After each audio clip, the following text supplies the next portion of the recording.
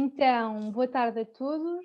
Hoje vamos ter uma entrevista com a Vanessa Silva, uma professora de filosofia, que nos vai falar um bocadinho sobre a saúde mental e sobre um diagnóstico clínico que ela tem. E agora gostava que a professora se apresentasse. Olá, boa tarde. Então, sou Vanessa Silva, tenho 27 anos. Foi-me diagnosticado já há 9 anos o transtorno generalizado de ansiedade, também ataques de pânico. Inicialmente começou por ser só durante a noite, depois passou a ser consecutivamente durante o dia. Fui medicada, andei em vários psicólogos, depois tive mesmo que passar para a área da psiquiatria e até hoje ainda tenho várias crises desta patologia. Talvez a minha primeira pergunta se vá focar no que é o transtorno de ansiedade generalizada. Então, o transtorno de ansiedade generalizada é considerado o quê? É considerada um tipo de ansiedade, mas no nível máximo. É normal nós, enquanto seres humanos, não é? Termos um grau de ansiedade com tudo. Por exemplo, agora que me estás a fazer esta entrevista, não é? É normal que ao saber que ia ser entrevistada estar um bocadinho ansiosa. Mas imaginem, quando tenho ansiedade num nível extremo, é eu estar, por exemplo, sentada no sofá a ver um filme qualquer e começar do nada a sentir-me super ansiosa, sem motivo algum para o estar, e começar a ficar sem perceber o que é que se está a passar. É como se estivesse num mundo à parte, numa realidade completamente diferente. Então aí começam os sintomas físicos, não só mentais, mas também os físicos, porque é muito importante que as pessoas percebam que mexe muito não só com a mentalidade, mas também com o corpo. É mesmo terrível. E quais é que são esses sintomas físicos que estás a falar?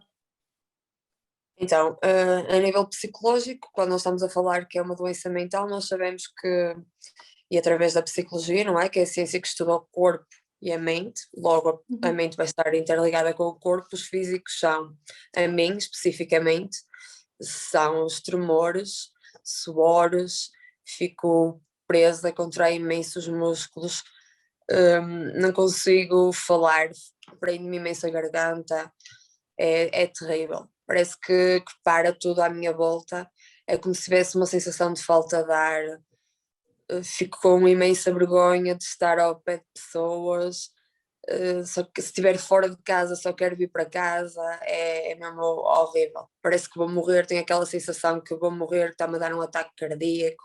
É óbvio que agora já sei que não está a dar nada, não é? E ninguém morre de ansiedade generalizada ou ataques de pânico, mas no início era muito difícil de perceber que não ia acontecer nada.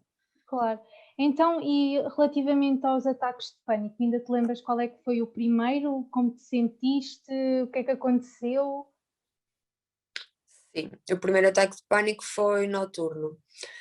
Lembro-me que estava a dormir na faculdade, foi no meu segundo ano de faculdade, estava a dormir e acordei do nada durante a noite, completamente aos berros, não estava a sonhar com nada em específico, acordei aos berros, mesmo aos gritos, e a minha primeira sensação foi ir a correr para a janela, abrir a janela e pôr mesmo a cabeça fora da janela porque estava a dizer que estava a ficar sem ar. Lembro-me da minha colega de quarto, que estava numa residência universitária, lembro-me da minha colega de quarto pensar que eu estava, pronto, que ou era sonâmbula ou algo do género, porque ao outro dia eu não me lembrava de rigorosamente nada. E assim que abri a janela, deitei-me e continuei a dormir normalmente, como se não se passasse nada. Ok, mas só mais tarde é que ficaste a saber que isso era um ataque de pânico, porque naquela altura não tinhas essa ideia.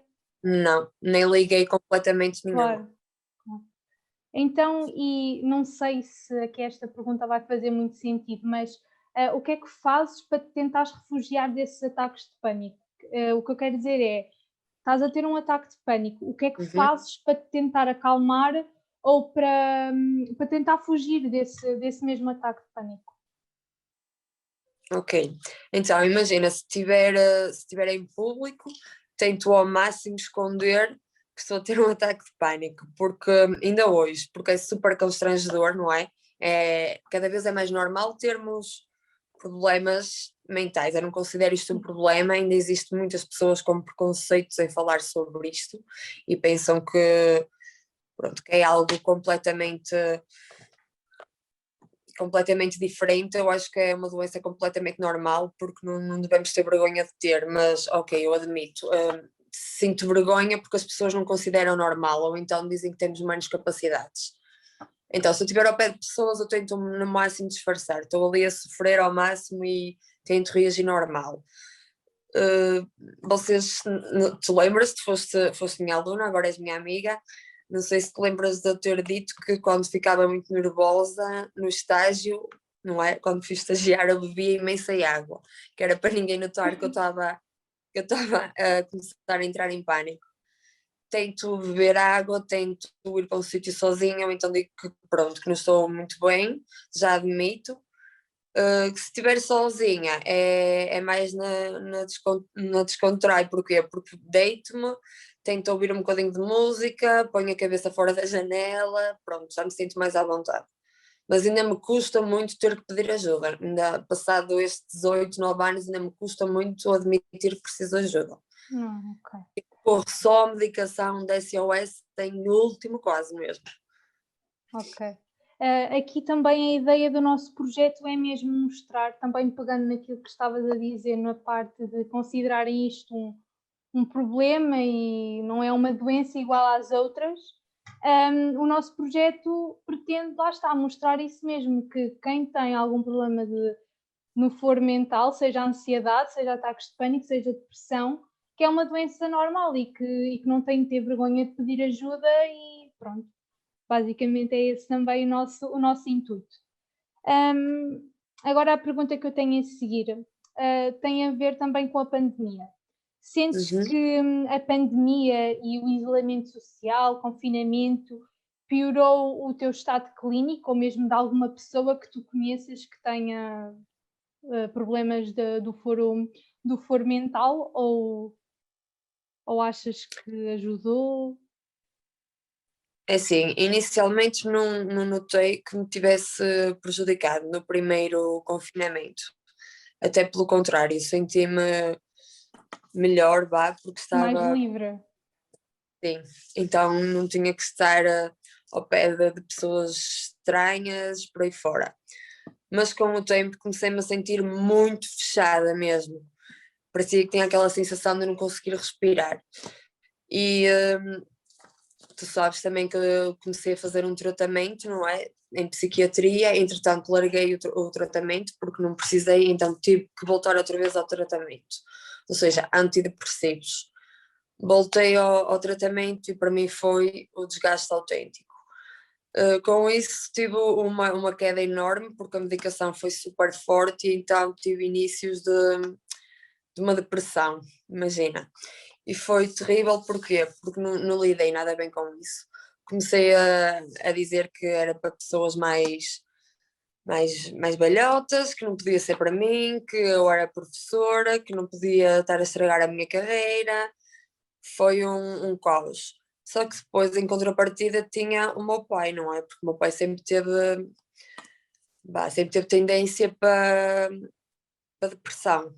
E aí sim, foi o caos porque teve várias tentativas de suicídio, porque ele Sim, eu não. lembro-me de tu levares uma vez lá ao colégio.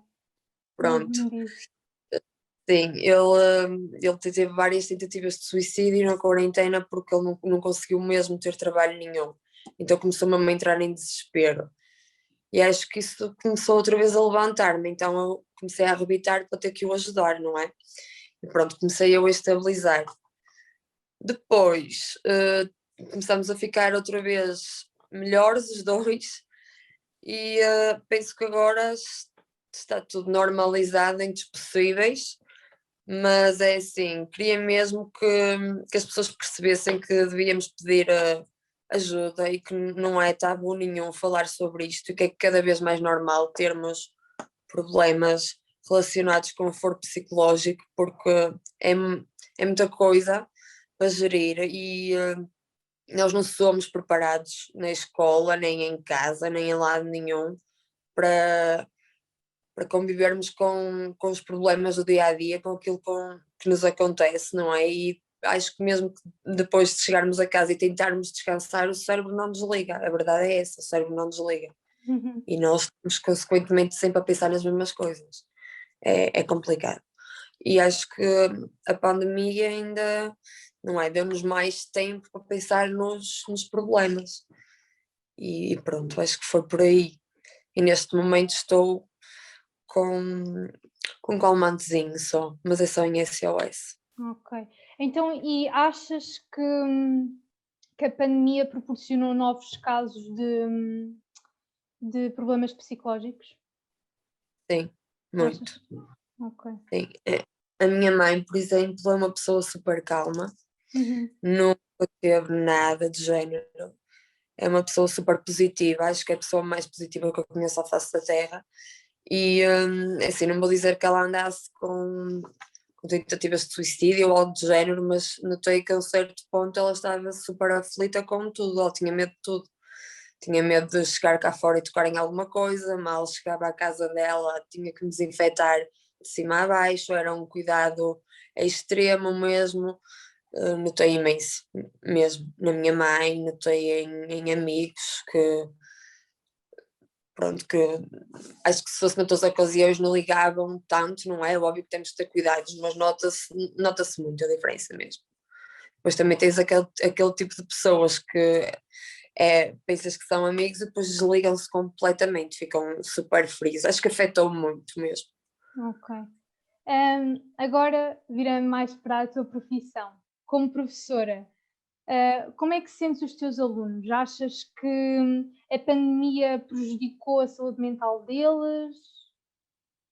Muito, sim. Sim, muito.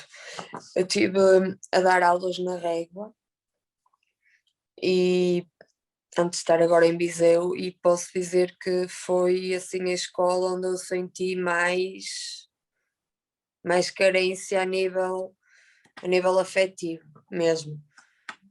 Acho que a minha missão de ir lá não foi propriamente dar aulas, foi mesmo falar com os alunos, porque o meio lá também não é assim propriamente bom, porque é uma escola profissional, não querendo desvalorizar o ensino profissional de todo, porque tem ainda mesmo as mesmas capacidades que o ensino regular, mas acho que tem mesmo falta de carência, de carinho e por aí fora. Porquê? Porque imagina, tinha pais que preferiam deixar os filhos na escola, não é? Saber que poderia acontecer qualquer coisa, Uhum.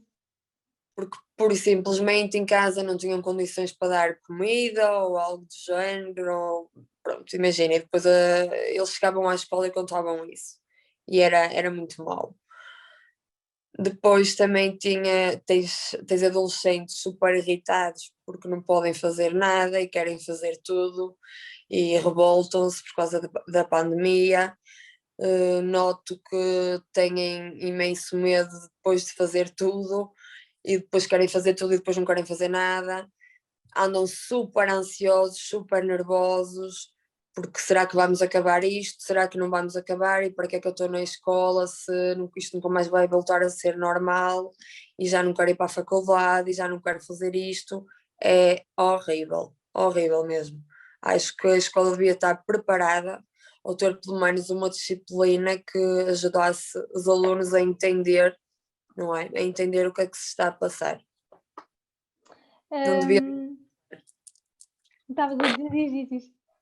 Não deviam desvalorizar o que se está a passar mesmo, porque acho que se estão a focar muito na matéria e estão a desvalorizar o que os alunos sentem e não acho correto. Pronto, a parte da educação não acho isso correto, do Ministério da Educação não acho. Mas sentes falta de uma disciplina ou sentes falta, por exemplo, de uma psicóloga que talvez os auxiliasse nesses parâmetros? Lá está, é assim, eu acho que é mais fácil uma disciplina porque quando falas em psicologia, principalmente, ou psicóloga nas escolas, os alunos, neste caso os adolescentes, têm aquela mentalidade que o ir à psicóloga é estar tolinho. Mesmo que uma pessoa, enquanto professora, lhes explique que não tem mal nenhum, que explique o meu caso, que também já andei numa psicóloga, que ajuda imenso, acho que não funciona, eles dizem logo que não. Portanto, acho que se fosse assim uma disciplina em conjunto que tentasse ajudar e abordar os temas, acho que funcionaria melhor, mesmo, porque eles estão super revoltados com tudo.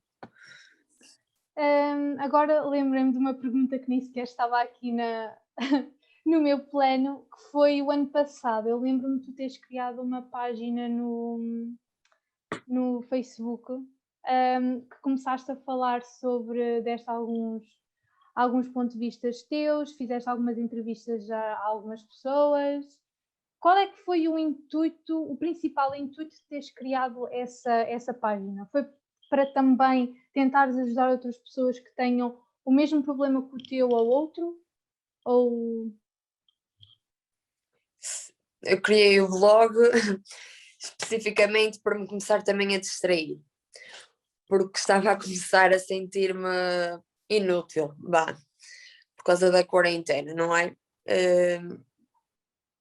E porque também acho que temos que falar daquilo que sentimos e comecei outra vez a ter ataques frequentemente, então comecei a expor. E achei incrível a quantidade de pessoas que me mandaram mensagens próximas até, que eu desconhecia completamente, a dizer que tinham ataques de pânico. E como tu sabes, o principal, não é? O meu medo é o medo de morrer. Tenho super medo de morrer por qualquer coisa. Então achei que era interessante partilharmos quais é que eram os medos para tentar ultrapassar e tentar ver se chegávamos ou se conseguíamos trocar truques entre nós para tentar ultrapassar o ataque de pânico em si ou arranjar uma solução. E foi mesmo a intuição era mesmo tentar ajudar uns aos outros e depois tentei não me focar também só aí nos ataques de pânico e coisas assim tão más e começar a falar de outros assuntos. Mas sim, acho que era mesmo tentar que as pessoas não desvalorizassem as doenças de foro psicológico. E sentes que ajudaste alguém? Sim, pelo menos uma menina, sim. Ok. Então agora, para concluir a nossa entrevista, eu gostava que desses algumas dicas para as pessoas que provavelmente têm ansiedade ou ataques de pânico que tu segues. Ok. Então a primeira dica é mesmo admitir e perceber que se está a passar algo errado.